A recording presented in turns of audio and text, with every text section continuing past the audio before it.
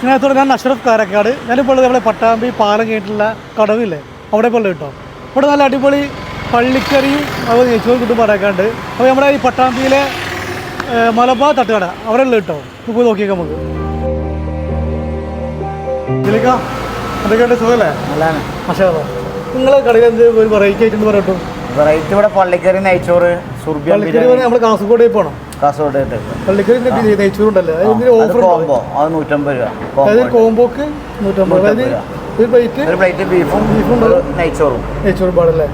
മറ്റേ ഇതല്ലേ പള്ളിക്കറി നെയ്ച്ചോറല്ലേ കളിക്കുന്നത്. പള്ളിക്കറി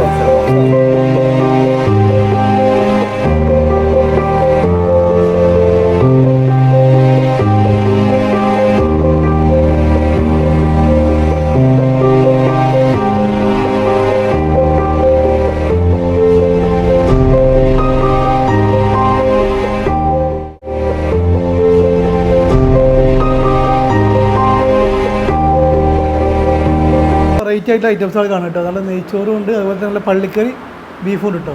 കഴിച്ചോട്ടെ.